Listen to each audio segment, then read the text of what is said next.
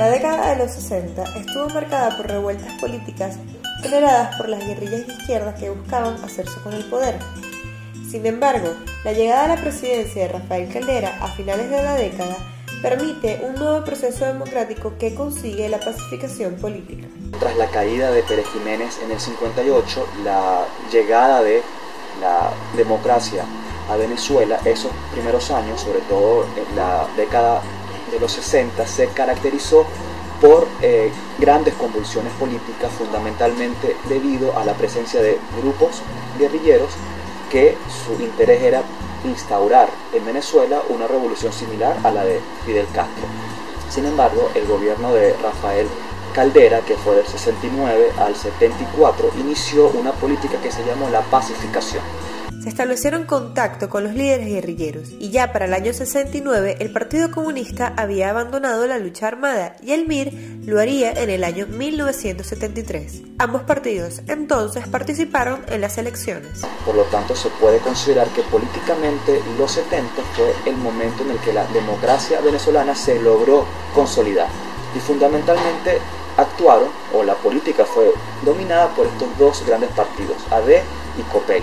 Es bueno destacar, si uno ve las elecciones previas en los años 60, ve una gran cantidad de partidos políticos que tenían algún tipo de peso en el Congreso. Que AD y COPEI en general representaban la mayoría en el Parlamento, pero había una gran cantidad de partidos políticos que obtenían una votación importante, lo que les permitía contar con suficientes diputados y senadores en el Congreso para de alguna manera incidir en los debates. Sin embargo, en el año 73, en las elecciones que hubo ese año, que las ganó Carlos Andrés Pérez, la votación combinada entre AD y COPEI sumó cerca del 95%. Por lo tanto, los otros pequeños partidos de izquierda y de derecha en general acumularon solamente 5%. Por lo que en la práctica dejaron de tener peso, al menos de importancia en el Congreso, en la toma de decisiones, y fundamentalmente lo que se planteó fue el llamado bipartidismo, AD y COPEI como partido de gobierno y partido de oposición. Este bipartidismo fue lo que permitió que el sistema político alcanzara estabilidad. Acción Democrática, desde su fundación, fue un partido socialdemócrata. Es decir, es un partido de izquierda, su signo es de izquierda, sin embargo podría ser considerado como izquierda moderada. COPEI es un partido que desde su origen fue demócrata cristiano, es decir, que siguen la ideología social practicada por la Iglesia. Por lo tanto, tanto AD y COPEI vemos que están presentes como las dos grandes ideologías, pero moderadas. Centro derecha con COPEI, centro izquierda con AD. Dicho esto, se podría señalar que así como hubo estabilidad en los partidos políticos, también hubo cierta estabilidad en las ideologías. En 1973 gana Carlos Andrés Pérez, que es de Acción Democrática. Caldera, de COPEI, le entrega el poder a Carlos Andrés Pérez, de Acción Democrática, y en el año 78 gana Luis Herrera, de COPEI. Por lo tanto, una vez más se ve el traspaso de Acción Democrática a COPEI, que se mantuvo luego en el año 83, que triunfa Jaime Lucici, que es la de Acción Democrática, que Caldera gana como con un 35%. Por lo tanto, no es que tenía un abrumador apoyo de la sociedad, y aun cuando Caldera triunfa en las elecciones presidenciales, Acción Democrática gana en el Congreso. Por lo tanto, Caldera, si bien era gobierno, tenía al Congreso en contra. Por lo tanto, en el año 73, cuando hay nuevas elecciones, la opción número uno nuevamente era Acción Democrática con su candidato, que era Carlos Andrés Pérez. Carlos Andrés Pérez, si bien fue ministro de Rómulo Betancourt en los años 60, anteriormente era visto como el ministro policía, el que se encargaba de la represión, en esa elección dio un vuelco total a su imagen política, asesorado principalmente con expertos norteamericanos. En la elección de 1973 es la que se puede considerar que es la primera vez en Venezuela que se aplican técnicas modernas de mercadeo político. Esto, en gran parte, impulsó la figura de Carlos Andrés Pérez, porque rompió el patrón típico del candidato venezolano, que solía ser un hombre de 50 a 60 años, conservador y de vestimenta formal. En cambio, Carlos Andrés Pérez mostró una imagen bastante moderna para la época. En esa elección del 73, Carlos Andrés Pérez alcanzó cerca del 49%. Lorenzo Fernández habrá sacado un 40%. O sea, fue un triunfo claro de Acción Democrática.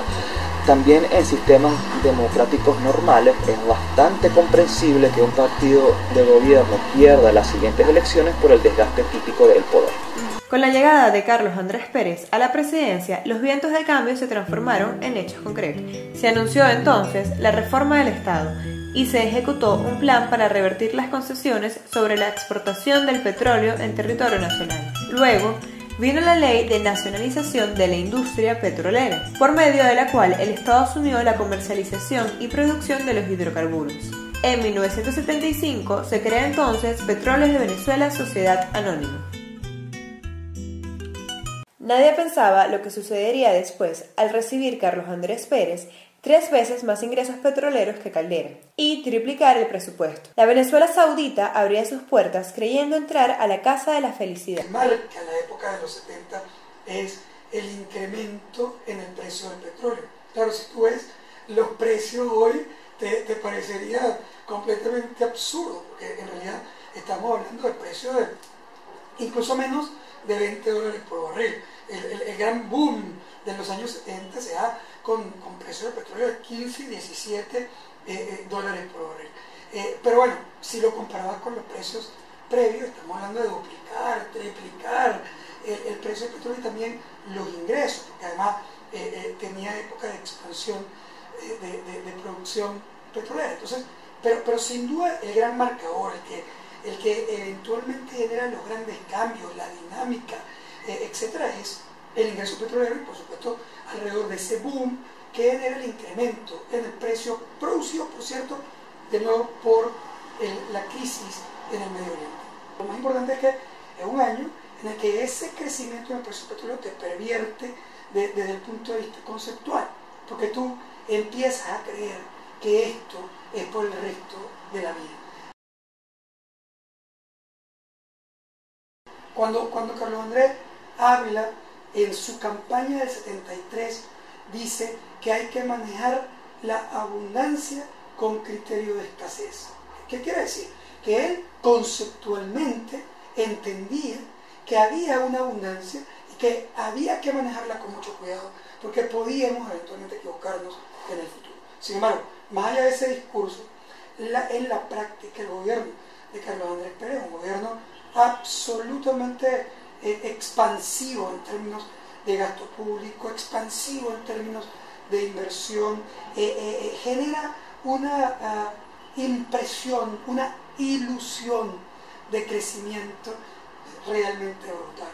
Y el final de la historia es que el país se endeuda de manera absolutamente absurda, genera inversiones faraónicas que no necesariamente eran inversiones productivas, todas, algunas de ellas interesantes, que todavía hoy eventualmente pueden ser importantes para el país, pero había obviamente un sobredimensionamiento del gasto, sobre todo público en Venezuela, y que hoy todavía eventualmente estamos pagando. La población empieza a percibir también una mejora en su capacidad de compra, una mejora en su consumo. El consumo en Venezuela aumenta, porque aumenta el gasto público y el gasto público arrastra de alguna manera el crecimiento del consumo en Venezuela y hace una ilusión de mejora. Y digo ilusión de mejora porque en realidad el país no está produciendo más.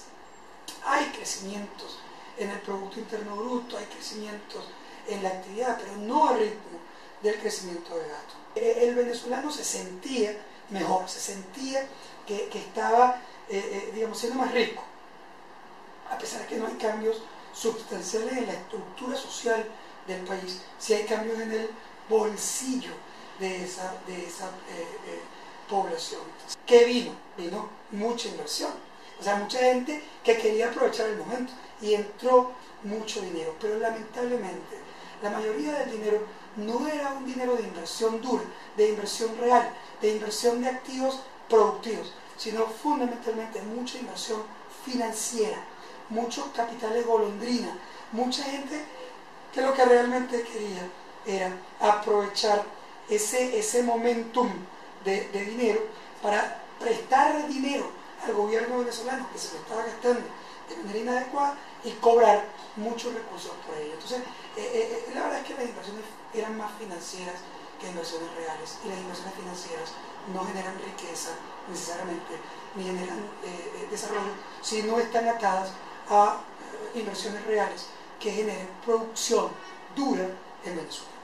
En esa idea de sembrar el petróleo, hubo un intento importante en el gobierno de Carlos Andrés Pérez de hacer inversiones, algunas de ellas no faraónicas, que después no fueron necesariamente productivas, pero se desarrolla infraestructura, hay desarrollo de infraestructura en la época de Carlos Andrés Pérez, hay desarrollo de Guayana, están las empresas del Estado grandes, la siderúrgica, la productora de aluminio, la ferrominera, es decir, de nuevo, hay la gran central hidroeléctrica del país, Guri, o sea, todo eso se siembra, hay una inversión que se podía ver y además también se hacen grandes desarrollos de infraestructura, carreteras, autopistas, ese elemento, de nuevo, a lo mejor con corrupción, a lo mejor con sobreprecio, a lo mejor improductivamente, pero eso queda. Sin embargo, sí vale la pena decir que al final, sobre todo en la época Carlos Andrés, estamos hablando años 78 y años 79, ya se había estancado el precio del petróleo y ya se comenzaba a resquebrajar esa percepción, esa ilusión de mejora, que luego colapsa en los primeros años del presidente Luis Herrera, incluyendo el año 1979-80, donde ya comienza a verse la crisis y una caída en el Producto Interno Bruto en Venezuela. El tema del final de la década de los 70, ya Venezuela veía el problema, ya se notaba que te habías portado mal con la herencia y que eventualmente ibas a pagar por eso, y lo pagas muy rápido, lo pagas al inicio prácticamente del gobierno de Luis Herrera Campins, con un país muy endeudado, con inversiones que habían sido, digamos, ineficientes y corruptas, con un país que se había mal acostumbrado al gasto. ¿Qué tenías que haber hecho? Bueno, primero tú tenías en efecto que haber cumplido lo que había ofrecido Carlos Andrés, que era la administración de esa abundancia con criterio de escasez. Eso lo tenías que haber hecho. Y haber invertido, además, de mano al sector privado. Y creo que lo común entre la época de los 70 y esta es que creíste que el Estado todopoderoso podía sustituir al sector privado para ser eficiente en los procesos productivos. Y eso era un error. Y tenías que haberlo corregido. Tú tenías que haber utilizado tus recursos para apuntalar los procesos de inversión privada local y extranjera. Tenías que haberle dado beneficio a la inversión. Tenías que haber, de la mano del sector privado, haber promovido grandes inversiones que fueran productivas y dispararan el país en términos de producción, en términos de empleo, quizás en esa época positivo sí, el deseo de entrenar, porque al final de cuentas también Venezuela tenía una gran escasez de mano de obra calificada, de personal de alto nivel, de talento, es decir, que no lo tenía. Y era un pueblito que de entrada tenía plata, pero no tenía gente equivalente a los grandes retos que representaban ese proceso. Andrés Pérez destaca en el plano cultural la creación de Funda Ayacucho en 1974, un ambicioso plan de becas concebido para que los profesionales venezolanos cursen estudios de especialización en el exterior en áreas consideradas fundamentales para el desarrollo del país. Millares de personas son beneficiadas y realizan posgrados fuera del país. Aunque criticado por algunos sectores por su espíritu dadivoso, el plan resultaría con el tiempo un factor decisivo en la formación del actual estamento profesional venezolano, para muchos técnicamente el más capacitado de toda la historia del país. En los 70 la televisión venezolana presenta un producto como las telenovelas y le da una vuelta interesante a la propuesta internacional. porque hace del discurso teledramático un hecho cotidiano. Y aparece lo que aquí en Venezuela se llama la telenovela cultural, que en principio, a partir del 74, aparece el título de Doña Bárbara, que es como una adaptación, de la novela de Rómulo Gallegos a la televisión, y lo hace José Ignacio Cabrujas. Esto generó críticas porque se suponía que los intelectuales estaban divorciados de la industria de la televisión y que eran antagónicos los intelectuales y la industria de televisión. Sin embargo, José Ignacio Cabrujas, con otros dos grandes escritores que son Salvador Garmendia y Julio César Mármol, dicen que no, que se puede hacer un producto comercial y al mismo tiempo cultural, y hacen estas adaptaciones de grandes cuentistas y escritores de literatura.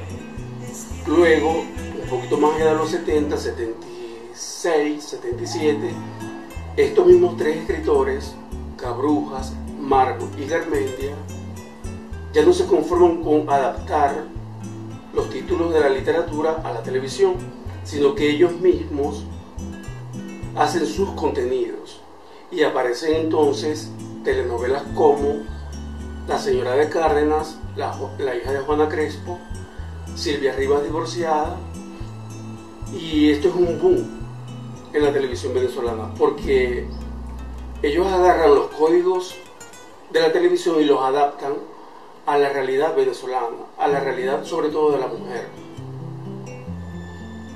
y distinguen en los años 70 un discurso en la telenovela. La mujer venezolana para los años 70 se suponía que era una mujer obediente, una mujer que no era independiente, una mujer que estaba en sujeción a su pareja. Y sin embargo, Cabrujas, Mármol y Garmendia la liberan de alguna forma. Le dicen que ellas pueden ser independientes, que ellas pueden proveer al hogar y que pueden ser profesionales. En los años 70 hay un personaje que es inolvidable para los venezolanos, y es Renio Tolina. Renio Tolina es el hombre de televisión, y es el hombre que luchó contra la forma de hacer televisión para la época. Él fue víctima de lo que se llama la reunión de los apóstoles, que eran los tres dueños o directivos de los tres canales privados entonces, Venevisión, RCTV y Cadena Venezolana de Televisión, que hasta principios de los 70 era un canal privado. Luego en el 74 pasa a ser un canal público.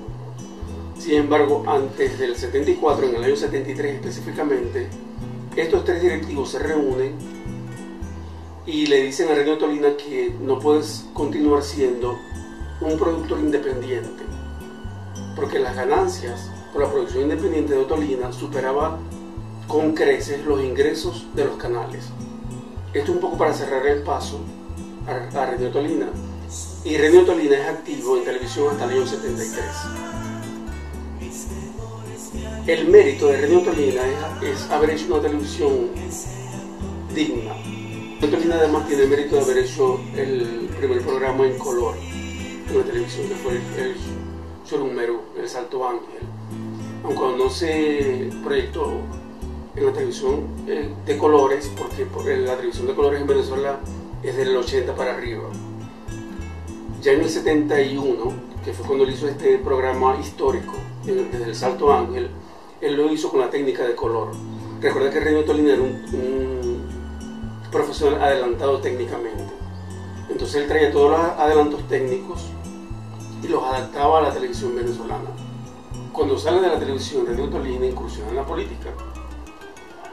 Y era un candidato de gran peso porque tenía todo el afecto de los ciudadanos. En torno a su muerte se generaron muchas versiones, entre esas que sufrió un atentado y otras que simplemente fue un accidente. La avioneta en la que viajaba cae en el pico de Iguatá, en el Cerro del Ávila, y fue encontrado a los días. Esto ocurrió el 16 de marzo del 78. Fue una noticia triste, trágica, con la que cerramos la década. Pero la década de los 70 cierra con un personaje que se constituyó en histórico, porque en el 79 gana el certamen del Miss Universo Marisa Sayalero, y eso fue una gran fiesta venezolana. Y fue como la introducción de las Misses a ese discurso, digamos, planetario que es hoy, de ostentación de coronas y todo lo que significa la industria de Miss Venezuela. Y eso lo inició una joven caraqueña de 18 años entonces, Marisa Sayalero. Hay tres hechos importantes para la cultura venezolana en los 70. Una, se crea el Poliedro de Caracas, que es el gran escenario cultural entonces. Caracas no contaba con un escenario tan importante. Recuerda que todos los eventos culturales y de entretenimiento se hacían en el Nuevo Circo. En segundo lugar, se crea el Sistema Nacional de Orquestas en el año 75, ya tiene 40 años. Y es un hecho inédito que hoy ha sido replicado por varios países en el mundo. En tercer lugar tenemos el cine. El cine tuvo una voz muy particular. Cuando en los 70 la gente lloró con Love Story o se entretuvo con Tiburón de Steven Spielberg, o cuando disfrutó El Padrino, Venezuela tuvo una cinematografía propia y se generó lo que se dice el nuevo cine venezolano, con Román Chalcó y Clemente de la Cerda a la cabeza. Aparecieron títulos interesantes como Soy un delincuente, Reincidente y El pez que fumo, que es la obra ícono de los 70 y de la misma cinematografía venezolana. Eso fue en el 77. El cine venezolano, aun cuando, de la época, aun cuando se haya distinguido por hacer de la marginalidad un hecho de la gran pantalla, nos dice que teníamos una cinematografía propia, unos personajes que nos pertenecían. Probablemente ese fue el gran desafío y reto de los directores, mostrarnos en la gran pantalla. Y muchos venezolanos, críticos, férreos críticos para la época, se negaban a verse reflejados en esa gran pantalla, porque era como decirse, no somos así. Y resulta que sí, resulta que esa realidad de los 70 sigue viéndose en 2015. E incluso el cine de este milenio toma muchos códigos de los 70. Secuestro Express, por ejemplo, es una realidad marginal, amponil, y eso viene de los títulos de los 70. Venezuela tiene su propio ritmo, que es la salsa. Hay un venezolano que Fidias Escalona, que le da el nombre al ritmo como salsa. Eso fue en el 68. Sin embargo, en los 70 la salsa cobra como un auge venezolano. Recuerda que el gran exponente de la salsa en Venezuela es la Dimensión Latina, con Oscar de León a la cabeza. Ellos hacen de la salsa un movimiento neoyorquino y le dicen al mundo que en Venezuela también se hace y se baila salsa.